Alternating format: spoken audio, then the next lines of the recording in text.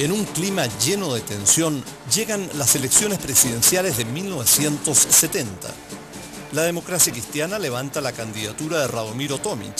La Unidad Popular apoya a Salvador Allende y la derecha postula su carta de triunfo, el expresidente Jorge Alessandri. Son los tradicionales 3/3 de la política chilena del último medio siglo. Confiado en su victoria, Alessandri lanza un desafío. El que gane, aunque sea por un solo voto, debe ser el próximo presidente de Chile.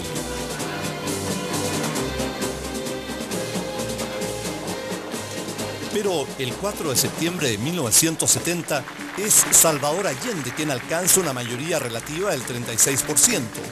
Obtiene apenas 39.000 votos más que Jorge Alessandri. Les pido que se vayan a sus casas con la alegría sana de la limpia victoria alcanzada y que esta noche, cuando acaricien sus hijos, cuando busquen el descanso, piensen en el mañana duro que tendremos por delante. Yo tenía una radio portátil chiquitita y tenía el equipo de amplificación de la Junta de Vecinos aquí. Entonces lo colocamos y a través de esta radio amplificamos el discurso casi a toda la población. Me fui a mi casa y me fui llorando porque realmente no podía creer que hubiese triunfado la Unidad Popular. Para mí era algo así como decir, me mataron, una cosa así, me muero, no sé. Era una emoción, era ganas de gritar, de alegría. Uno salía del barrio alto, que era una tumba, no se veía nadie, no había nadie, era un silencio sepulcral, y se iba entrando en barrios más populares y empezaba a haber gente, empezaba a haber banderas, empezaba a haber marchas, gritos, qué sé yo qué, llegaba allá y después de la vuelta era de nuevo como salirse de un mundo y entrar en otro. Nosotros salimos en ese instante a la calle y terminamos en la fiesta de la Alameda. O sea, éramos jóvenes, estábamos felices con esto, ¿no? Fue un drama nacional, pero nacional. La gente vendía sus casas en Vitacura, que eran los barrios Jardín del Este, que eran los barrios más elegantes, Providencia, y se iban desesperados a lo que viniera. Yo no me fui, pero por si acaso saqué residencia en Argentina. Había pánico, realmente había pánico.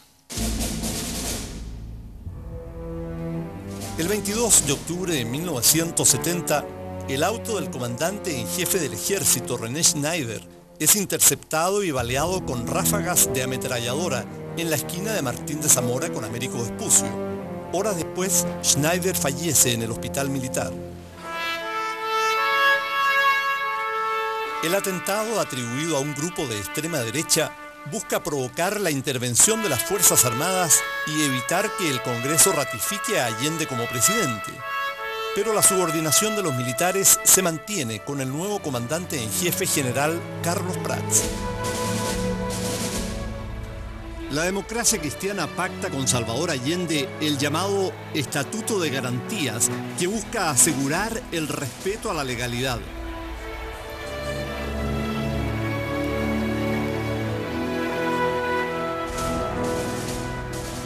El Congreso Pleno proclama Presidente de la República para el periodo comprendido entre el 3 de noviembre de 1970 y 3 de noviembre de 1976 al ciudadano Salvador Allende Gossen. Se levanta la sesión.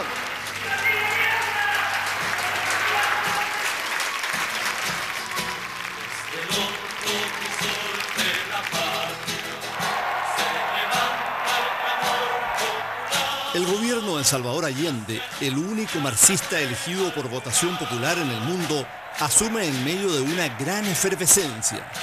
Se leen los clásicos del marxismo como auténticos bestsellers y la conversación cotidiana se llena de compañeros, camaradas y todo tipo de siglas. Rápidamente se aplican las llamadas 40 medidas, que incluyen desde el medio litro de leche diario para todos los niños hasta la nacionalización de la gran minería del cobre.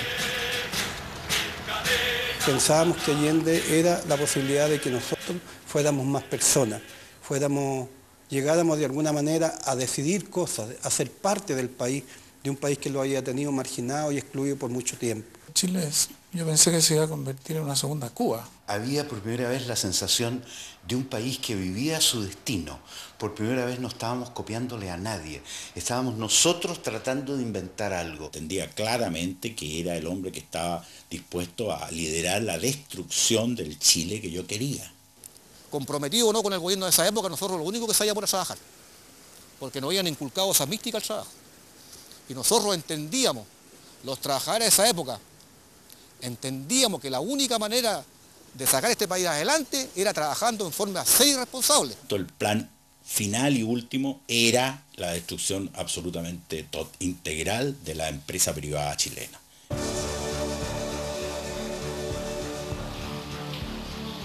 Estamos en El Teniente, la mina subterránea más grande del mundo. Posee 2.000 kilómetros de galerías bajo tierra y es capaz de producir 360.000 toneladas de cobre cada año. Al igual que el resto de los grandes yacimientos de cobre, esta mina fue nacionalizada durante el gobierno del presidente Allende con la aprobación unánime del Congreso Pleno. Hoy uno de los temas de debate nacional es la privatización de empresas como Codelco, que todavía permanecen en poder del Estado. Esto era inconcebible en el gobierno de la Unidad Popular cuando una enorme cantidad de industrias y empresas privadas pasaron al control del Estado. Hoy procede a hacerlo en relación con los monopolios textiles privados, que procurará incorporar en forma rápida al área de propiedad social. Se trata de las plantas y empresas que componen el Grupo Yarur, el Grupo Sumar Sociedad Anónima, el Grupo Said, el Grupo Irma, las empresas Rayonil, Textil Progreso y Oveja Tomé, para que se confirme una vez más que en las empresas del área social se aumenta rápidamente, a niveles desconocidos hasta ahora, la producción y la productividad. Para Allende todo marcha sobre ruedas ese primer año.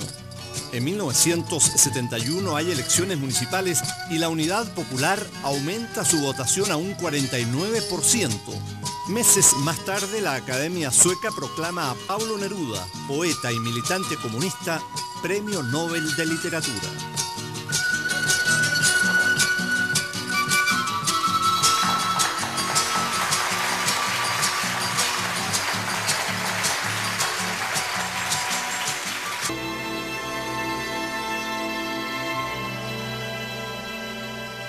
Conciudadanos, al expresar mi dolor por el fallecimiento del ex vicepresidente de la República, don Edmundo Pérez Ujovich, alevosamente asesinado en la mañana de hoy, denuncio ante el pueblo de mi patria que este odioso crimen representa una deliberada provocación destinada a alterar la marcha institucional de nuestro país.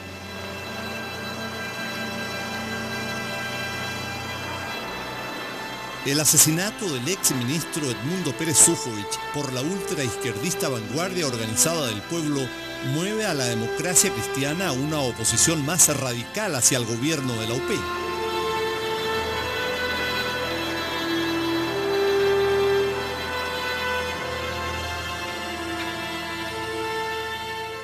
Más grande que yo no hay ninguno. Vamos a bajarlo. Cuando nos bajamos a todos. A fines de 1971 arriba al país en visita oficial Fidel Castro. El líder cubano se quedará 24 días.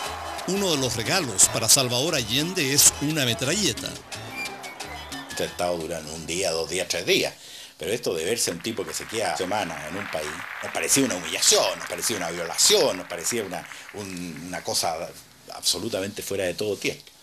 Fidel de alguna forma era nuestro líder, o sea, evidentemente que las cosas que él decía las escuchábamos con mucho interés en esa época. Con la verdad, con la verdad, con la verdad, con la razón, con la razón, con la razón, con la moral, con la moral, con la moral. Saca lo que tengo encima, que yo no te tengo miedo a ti. Todo el mundo te tiene miedo en La Habana. Castro recorre todo el país y en Santiago lo acompaña el jefe de Estado Mayor de la Defensa Nacional, general Augusto Pinochet.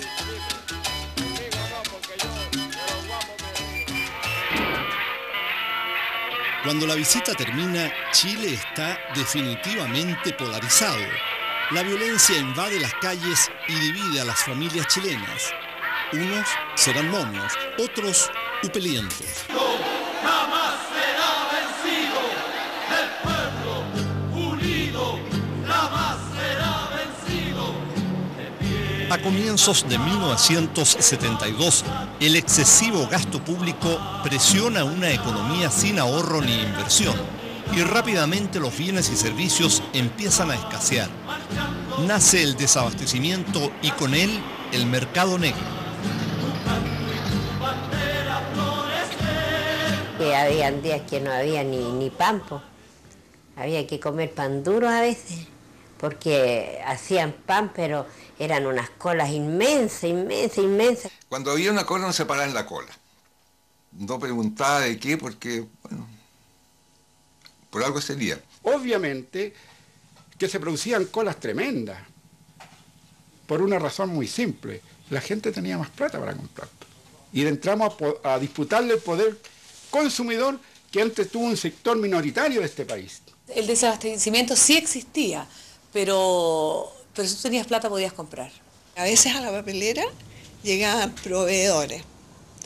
Entonces llegaron los pollos, gritaban, y todas las secretarias corríamos a ver los pollos que podíamos pescar y llevarnos para la casa. La gente empezó a acaparar y por eso también en parte se produjo una escasez, ¿no es cierto?, ante el miedo de que no hubiera nada. La falta de comida es horrorosa, es una cosa cuando tú tienes niños chicos y no tienes que darle, o escolares, eso te marca, eso te produce una cosa terrible. Para combatir el desabastecimiento y el mercado negro, el gobierno impulsa en barrios y poblaciones la creación de las Juntas de Abastecimientos y Control de Precios, las JAP, que distribuyen una canasta familiar con algunos productos esenciales. Claro que igual hay que hacer cola. Hoy corté una flor. La cola del pan, la cola del pollo, la cola del aceite o la cola de los cigarrillos ocupan largas horas en que se encuentran todos, momios y upelientos. La ciudad pues llovía, yo me puse a pensar tantas cosas bonitas como... Rápidamente, la oposición organiza la primera marcha de las cacerolas vacías. Desde entonces, golpear cacerolas sería uno de los símbolos más potentes de protesta en lo que queda del siglo. Yo me junté con vecinas, con mis empleados, con gente que trabajaba conmigo y empezamos a marchar, tocando las cacerolas. Y claro, fuimos a cacerolear, dimos la vuelta por San Diego. Iban a tocar las cacerolas, pero tenían que echarle adentro y eran puras cuicas nomás que iban, porque las cacerolas se veían nada como las cacerolas de nosotros, que están medias chocadas, ya medias negras ya. En el Chile del 72, no todos son colas y ruidos de cacerolas. Al interior de las empresas también se libra desde hace meses una tensa batalla. Se produce una huelga en Cemento Melón y en Cemento Polpaico. Toda la producción de cemento en esa época estaba considerada como un área estratégica y como área estratégica no se podía mantener parada. Y existía un resquicio legal mediante el cual el gobierno podía intervenir esas empresas para hacerlas funcionar. Entonces la Unidad Popular provocaba un paro, una huelga general, paraba la industria y mandaba un interventor, que se quedaba para siempre ahí. Llegó el interventor y este señor era un profesor primario. Y una maestranza no puede ser dirigida por un profesor primario, o sea, cada uno en su área, digamos. Nos tomamos la fábrica para producir más y pedimos al gobierno que interviniera en la fábrica. Cuando llegó el interventor, la fábrica estaba a full time trabajando y él se hizo cargo, yo volví a mis funciones sindicales. Por ese entonces, La derechista Patria y Libertad y la izquierdista Ramona Parra se disputan el dominio de las calles. Ya hay dos Chile y la división se instala en el seno mismo de las familias. Dentro de nuestra familia yo tenía, dentro de mi familia, gente que no me hablaba. Simplemente que no me hablaba. O sea que ya los lazos familiares estaban totalmente rotos y se había llegado a un grado de exaltación tremendo.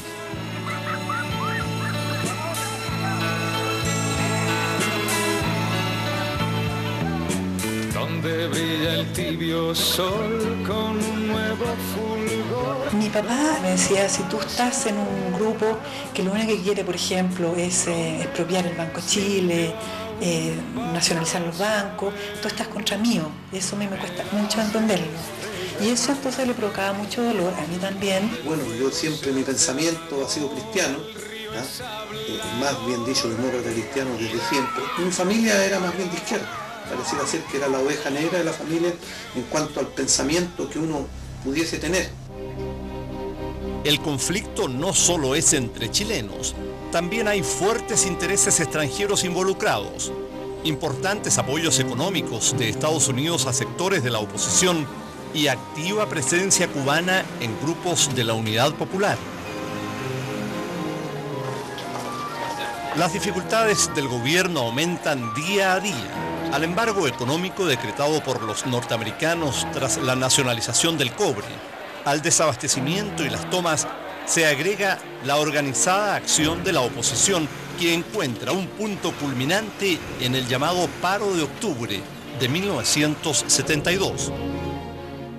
El primero que iba a huelga, lo demás lo seguía.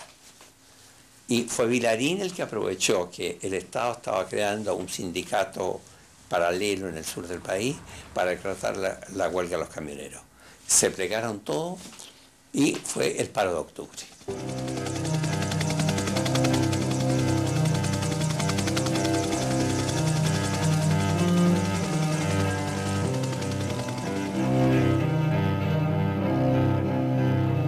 Entre 600.000 y 700.000 personas provenientes de distintos gremios y colegios profesionales se pliegan al movimiento. Al mismo tiempo, las industrias y los trabajadores del área social siguen trabajando, aunque la huelga del transporte paraliza al país por un mes. El 2 de noviembre de 1972, Allende llama al gobierno a las Fuerzas Armadas. El comandante en jefe del ejército, general Carlos Prats, asume como ministro del Interior. Président de la République du Chili, Monsieur Salvador Allende, a prendre la parole devant l'Assemblée. Vengo de Chile, un país pequeño, pero donde hoy cualquier ciudadano es libre de expresarse como mejor prefiera.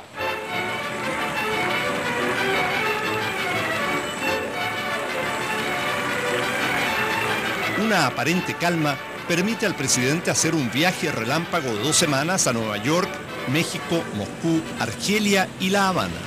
Meses antes, el 4 de marzo de 1973, se han realizado las elecciones parlamentarias. Todo Chile espera expectante la hora de la verdad.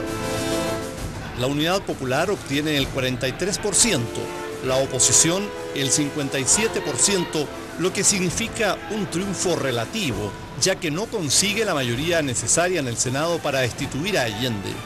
Todo sigue igual.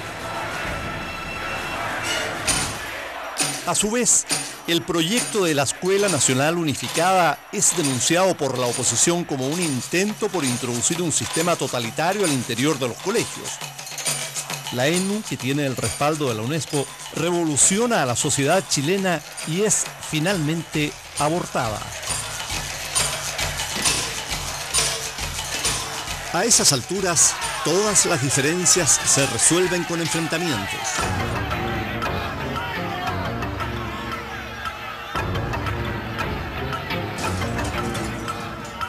El ex candidato presidencial Radomiro Tomic le escribe al general Carlos Prats: todos estamos empujando la democracia al matadero.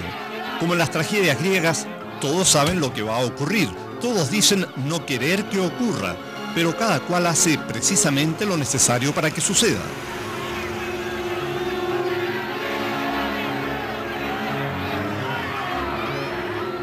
Los revolucionarios y los trabajadores deben de inmediato extender las tomas de fábricas y fundos. Los suboficiales y carabineros deberán desobedecer las órdenes de los oficiales golpistas.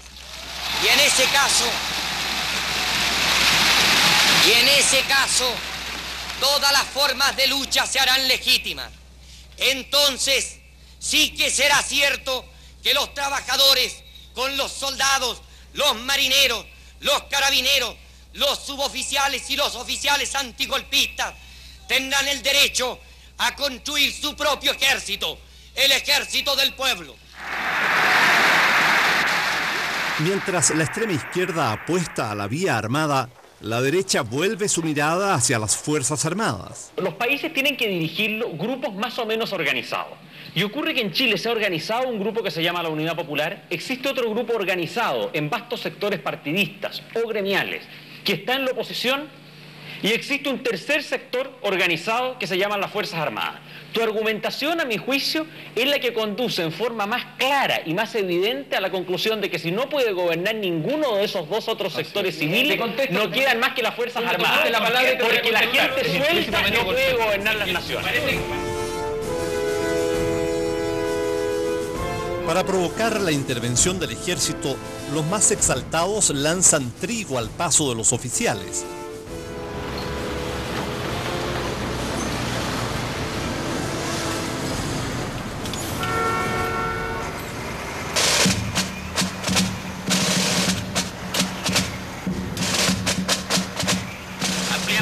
Informaciones referente a la situación anormal que está viviendo la capital de Chile, Santiago, en este viernes 29, día de San Pedro y San Pablo.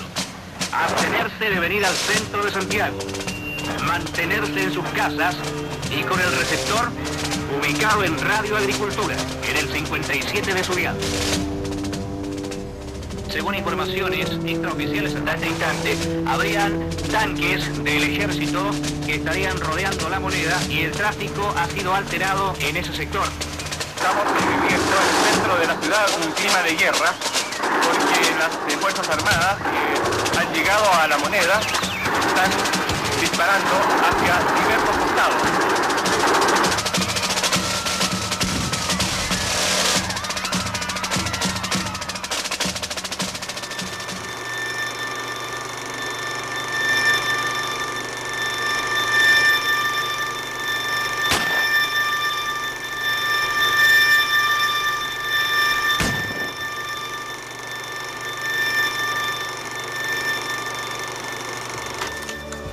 Lo que acabamos de ver ocurrió en esta esquina de Agustinas con Morandé frente al Palacio de la Moneda y le costó la vida al camarógrafo argentino Leonardo Henriksen, quien filmó su propia muerte durante el tanquetazo del 29 de junio de 1973. Fue esta una de las consecuencias de años de enfrentamientos y de profundas divisiones políticas entre los chilenos que culminaron con la destrucción de una de las democracias más estables de América Latina. El conato de golpe es aplastado, pero tras él quedan 6 civiles muertos y una veintena de heridos. Pocos meses después, la falta de apoyo de la alta oficialidad obliga al general Prats a renunciar a la comandancia en jefe. Su lugar es ocupado por el general Augusto Pinochet.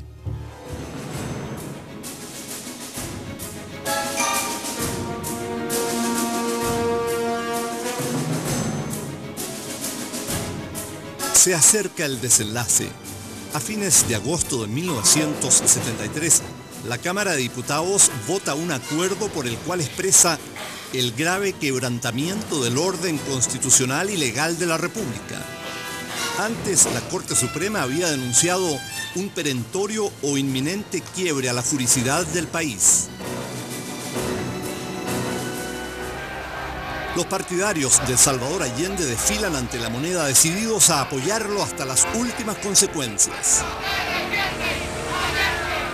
No voy porque sería absurdo cerrar el Congreso.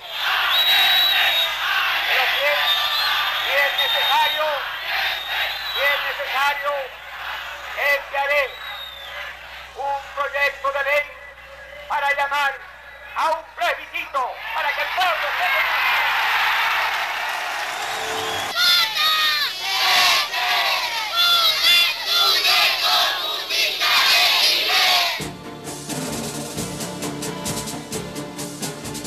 Mientras el 6 de septiembre el presidente anuncia al país que solo queda harina para 3 días, el Partido Comunista plantea un no a la guerra civil.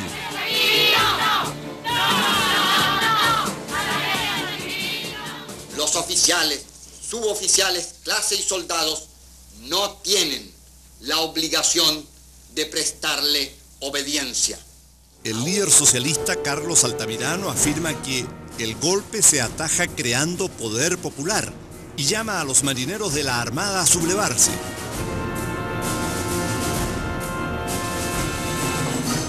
El golpe de Estado se siente en el aire y el propio presidente Allende premoniza el desenlace. Yo recuerdo la última vez que yo me entrevisté con Allende, fue una entrevista para mí tan estremecedora, tan terrible, cuando me acompañó hacia la puerta, de repente se paró y se extendió su mano, me pescó mi mano y me hizo que lo tocara y le dijo, toque lo que aquí hay, dijo. Esta carne, mi querido amigo, es carne de estatuas. Algún día yo voy a tener estatuas, y no en Chile, sino que en todo el mundo, por la fuerza de la idea que represento. Y ese día usted se va a acordar del precio que va a pagar Chile por el término de mi gobierno. Los intentos por lograr una salida pacífica no prosperaron. Hay testimonios que afirman que el 12 de septiembre el presidente Allende se disponía a llamar a plebiscito. La única verdad es que nada de eso se concretó.